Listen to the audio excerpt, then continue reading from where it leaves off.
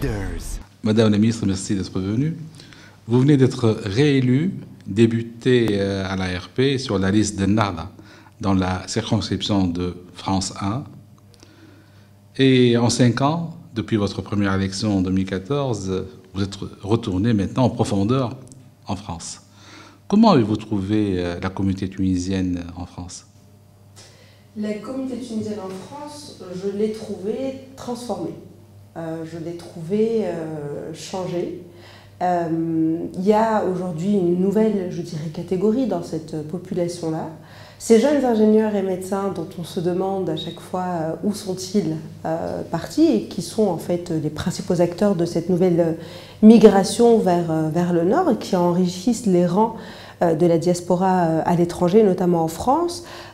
Ils ont, je dirais, refaçonné la communauté tunisienne en France et notamment dans la partie nord de la France où se trouvent les grandes villes, les centres économiques où ils sont désormais embauchés.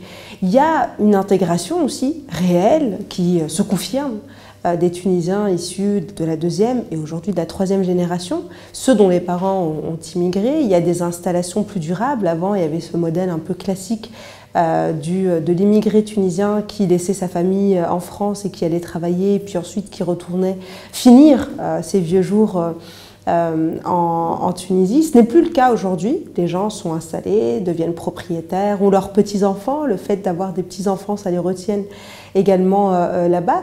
Donc, je dirais qu'il y a une plus forte responsabilité de notre côté à nous, en tant qu'État, en tant que représentant officiel, demain au sein de l'Assemblée nationale, d'apporter des réponses différentes, des programmes, des politiques publiques envers une population qui a évolué, qui a changé, qui a avancé et qui a des besoins nouveaux au-delà de la panoplie, je dirais, de programmes qu'on présentait, que ce soit sous l'égide du ministère des Affaires sociales ou que ce soit, je dirais, dans cette approche un petit peu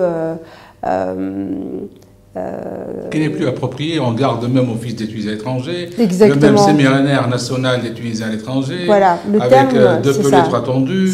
On garde les mêmes attachés sociaux. Complètement. Les mêmes, et puis, les Tunisiens sont très très mal reçus dans certaines amicales. Les consulats font ce qu'ils peuvent faire, mais le reste, non.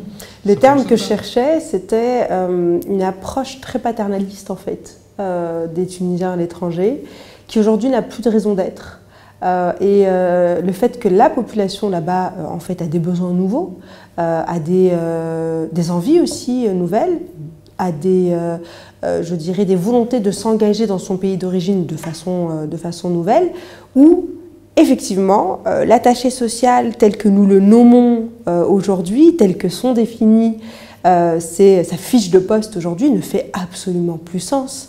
En France notamment. Donc vraiment ça va être notre job ces 5 prochaines années de transformer cela et de faire en sorte que comme n'importe quelle région de la Tunisie demanderait une autre approche de la part de l'État et des services publics, cette doléance-là est extrêmement présente chez les Tunisiens d'étrangers. Votre job durant les 5 prochaines années, on va y revenir.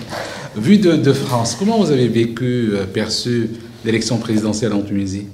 Alors, il y a eu un engouement, ça c'est vrai. D'ailleurs, moi, si je peux profiter de cette prise de parole-là pour dire à quel point est-ce que les demandes de supprimer le droit de vote des Tunisiens à l'étranger sont complètement déplacées, pour ne pas dire inconstitutionnelles, puisque le droit de vote des Tunisiens résidant à l'étranger est dans la Constitution. Leur prise en considération de leurs droits politiques et leurs droits civiques, c'est quelque chose qui a été constitutionnalisé. Et je dirais hamdoullah ya Rabbi que nous l'avons constitutionnalisé parce que ça a aussi, je dirais, ça permet de calmer les ardeurs de ce que moi j'appelle un peu des relents xénophobes envers cette population de Tunisiens qui ont une identité très diverse, qui peut-être ne correspondent pas au schéma classique qu'ont certains chroniqueur, je dirais, de la vie publique tunisienne. Mais c'est vraiment une population qui a été, et vraiment en France, et notamment à Paris, un grand engouement pour l'élection présidentielle. Les gens suivaient les débats, suivaient ce qui se passait sur Facebook. J'étais très surprise du fait que ils avaient peut-être, contrairement en Tunisie, pas les mêmes opinions sur certains candidats qui étaient peut-être très populaires en Tunisie mais qui n'étaient pas du tout auprès de la diaspora à Paris. C'est une population et des gens qui se sont intéressés, qui sont allés au meeting, qui étaient là quand on a fait la campagne. Moi, je viens d'un parti qui a présenté un candidat, donc j'ai naturellement fait campagne pour ce candidat-là, qui était Abdel Mourou. Sur les marchés à Paris, les gens venaient s'intéresser, poser des questions. Et ce qui était aussi extrêmement intéressant, c'était de voir l'engouement de nos voisins, en fait. Que ce soit nos voisins libyens ou que ce soit nos voisins algériens qui voulaient, ils disaient mais nous aussi on a le droit de voter parce que le président en Tunisie ça compte pour nous. Donc il y avait je dirais cette solidarité du Maghreb arabe qui vraiment, moi personnellement, m'a fait prendre conscience du fait que ce sujet-là, c'était peut-être un sujet important aussi à adresser dans cette prochaine mandature, cette construction d'une région où il y a des solidarités comme ça, et ça peut venir de l'étranger. Cette construction-là, parce que les Tunisiens qui résident en Italie, à Genève, à Londres, à Paris, etc., sont des composantes, je dirais, ou des acteurs extrêmement actifs de la communauté maghrébine ou de la communauté arabe de façon générale. Donc non, il y a eu un engouement, c'était intéressant d'en faire partie, les gens sont allés voter. Je veux dire, les taux de participation n'étaient pas plus faibles que dans certaines régions en Tunisie, et il faut continuer à préserver cela. Ils avaient conscience, les Tunisiens résidant à l'étranger, que le président de la République, c'était aussi leur principal représentant. C'est-à-dire qu'en termes de diplomatie économique, en termes de représentation, dans les différents débats publics. Ça, c'est un truc très spécifique aux Tunisiens à l'étranger. Complètement. Ouais. Complètement. Cette incarnation, cette représentation. C'est ça, complètement. Et donc, c'est pour ça que je dirais encore une fois, quand ils se sont mobilisés, ils ne se sont pas mobilisés à moitié, et ils cherchaient quelqu'un qui pouvait... Il le voit chez Macron. Voilà, c'est ça, ouais. C'est vrai, exactement. Ils imaginaient leur président en visite officielle dans leur pays de résidence ou dans les grands sommets à l'international. Donc c'était quelque chose qui comptait. La diplomatie économique, c'était un vrai sujet. Moi, je me rappelle, j'ai dû réviser mes fiches pour aller débattre sur ces questions-là, parce que ça intéressait les gens, de savoir dans quelle mesure est-ce que le prochain président de la République s'appuierait aussi sur cette force de frappe que représentent les Tunisiens résidant à l'étranger, et notamment en France, pour mener à bien les objectifs de la diplomatie tunisienne. Précisément, comment vous voyez l'élection de Kais Saïed? Qu'est-ce qui peut vous inspirer? Alors, moi, je pense qu'il y a eu une belle histoire à raconter. Et cette belle histoire-là, elle est, je dirais, en harmonie aussi avec un petit peu l'émergence de tous les représentants de l'antisystème ou des anti-partis, je dirais, dans d'autres nations, comme Macron est par définition le produit de la fin des partis politiques aussi, ou du renouveau ou de la reformation des partis politiques en France, quand on voit aussi le succès, que ce soit de Podemos en Espagne, du mouvement 5 étoiles en Italie, ou quand on voit Trump aux États-Unis. Enfin, voilà, moi je crois que il y a une belle histoire à raconter d'un professeur universitaire qui, par le travail de terrain et le dialogue permanent avec les jeunes dans son pays, a réussi à se hisser à la tête de la magistrature suprême en faisant une campagne qui était complètement nouvelle, décalée, avec vraisemblablement peu de moyens, et puis en faisant les choses vraiment différemment, en adoptant une posture, un discours qui était différent, qui titillait aussi beaucoup les passions des gens. Ça vous a exalté? Ça m'a exalté. Bon, évidemment, moi j'ai souvent tendance à dire, et notamment, moi je fais partie d'une classe politique qui doit aussi assumer les résultats de l'élection présidentielle et lire le message qui a été envoyé, puisqu'il y en a un et il est très clair, par le peuple tunisien avec l'élection de Kais Saïed. Et je me suis dit, tiens, comme n'importe quelle personne de moins de 35 ans, je suis extrêmement séduite par ce courage, la façon nouvelle de faire les choses, d'avoir un discours aussi qui, je dirais, ne s'enquiquine pas de plaire ou ne pas plaire. Il est comme ça, il est brut. Donc ça a peut-être aussi participé à remotiver une jeunesse qu'on disait abstentionniste et qu'on disait absente aussi du débat politique et du débat public de façon générale. Et en même temps, on se pose des questions. Évidemment, il y a des choses qui sont, encore une fois, cette nouveauté. On ne sait pas trop qui il y a aussi, qui soutient, qui ne soutient pas. Finalement, c'est quoi cette idée politique que représente Kais Saïed? Mais je dirais que je suis extrêmement encouragée, satisfaite aussi par le fait que le président jusqu'à présent est une personne qui a tendu la main à tous. Je crois qu'il ne faut pas sous-estimer le message qui a été envoyé ces 2 dernières semaines en recevant toutes les familles politiques et en invitant tout le monde, même celles qui n'ont pas voulu y aller, à venir au palais présidentiel. Je crois que c'est un beau geste. Et je pense que après Béji Caïd Sebsi et les 5 ans et la pratique du pouvoir de Béji Caïd Sebsi, qui était aussi le président de tous les Tunisiens et qui a, en tant que premier président élu après l'adoption de la Constitution de 2014, donc qui donne la première saveur finalement à la pratique du pouvoir et qui dit le président est effectivement le président de tous. Et donc le palais doit être ouvert à tous. Tout le monde a le droit de venir rencontrer le président et le président doit ouvrir ses portes à tout le monde. Et je suis très contente de voir que Kais Saïed continue, je dirais, à s'inscrire dans cette dynamique-là. Excellent, donc exalté par l'élection de Kais Saïed. Vous n'avez pas été hérissé par quelque chose d'autre pendant les législatives, d'autres scrutins Pendant les législatives, les résultats... comment dirais-je, c'est vrai que je n'ai pas eu l'occasion publiquement de les commenter, mais il est indéniable qu'il va être extrêmement difficile, et il est difficile, tout le monde le voit, moi je n'invente rien, je ne fais que de commenter ce qui est. Difficile de construire des alliances ou de s'entendre avec un certain nombre de familles politiques ou d'acteurs politiques, peut-être que famille est un terme un peu trop, je dirais, osé pour définir ces espèces de tendances. Il y a quelque chose qui est indéniable, qui est le fait que la majorité du peuple, et c'est le sens du vote, aimerait revenir vers les fondamentaux de la révolution, qui au final sont plus de réformes, plus de courage politique, de la nouveauté, la fin de l'injustice sociale. Il y a des questions très économiques qui se posent aujourd'hui de façon très, je dirais, très vive dans notre quotidien. Après, c'est vrai que ce n'est pas des experts politiques qui ont été élus au Parlement, mais c'est des gens... Hérissés par quoi?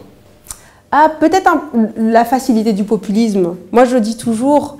moi, j'ai jamais été une femme politique qui est tombée, et je continue de résister, à tomber dans la facilité du populisme, ce que me reproche d'ailleurs parfois mon équipe. Mais je pense que éduquer en fait le sens politique des citoyens, c'est faire de la pédagogie, expliquer les choses, essayer de simplifier la complexité dans laquelle nous-mêmes on se trouve en tant que gouvernants. Mais je n'ai jamais été intéressée ou séduite par, encore une fois, la facilité du tous pourris ou tous corrompus. À part le populisme, hérissé par quoi?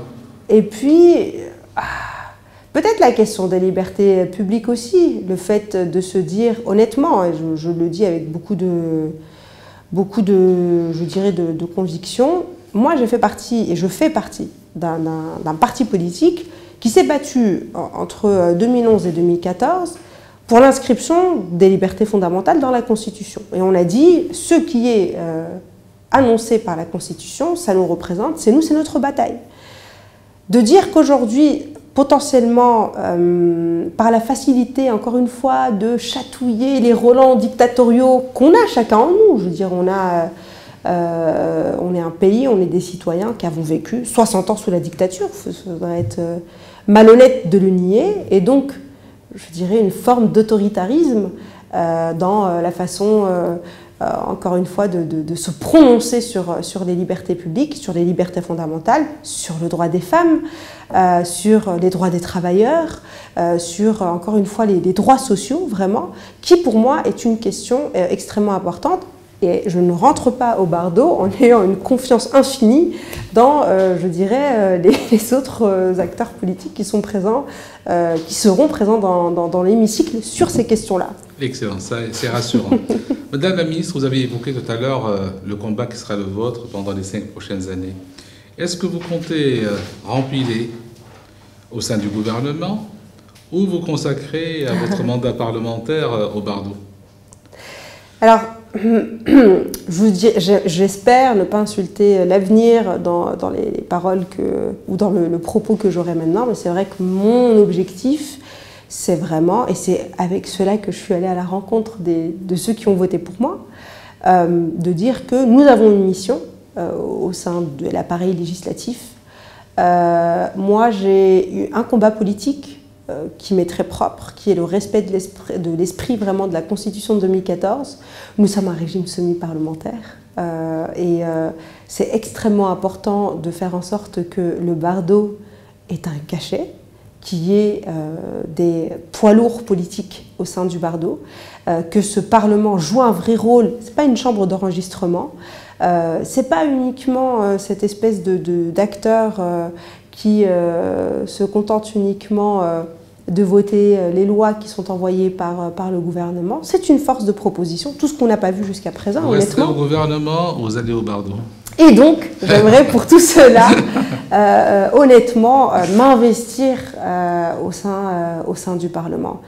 Donner, sans insulter l'avenir. Sans insulter l'avenir. Encore une fois, je pense que c'est important. Ce qu'on a appris, si on a appris quelque chose, en faisant de la politique ces 9 dernières années dans ce pays, c'est qu'il ne faut jamais insulter l'avenir. Mais il y a une conviction qui est très forte en moi, qui aussi, en fait, c'est pas une lubie, c'est le fruit des 5 dernières années de mon expérience politique à partir de 2014. J'ai été ici et j'ai été là, et je peux dire aujourd'hui que, selon moi, la priorité, c'est vraiment de donner... encore une fois, de la force au Parlement et au pouvoir législatif, et c'est là où j'aimerais m'investir. Avec un prolongement dans la société civile? Très sûrement. Moi, honnêtement, ce qu'on a vu, et les leçons apprises de la dernière élection, c'est que la société civile tunisienne, on a besoin de s'y investir. On a besoin d'avoir des relais, et de véritablement, je dirais, compter sur cette société civile-là pour, à mon avis, faire ce qui est le plus important aujourd'hui, c'est-à-dire reconstruire le contrat social entre les citoyens et entre l'État. Et pour ça, vraiment, il faut qu'il y ait des gens qui s'investissent dans cette direction-là. Moi, c'est mon opinion, c'est mon objectif.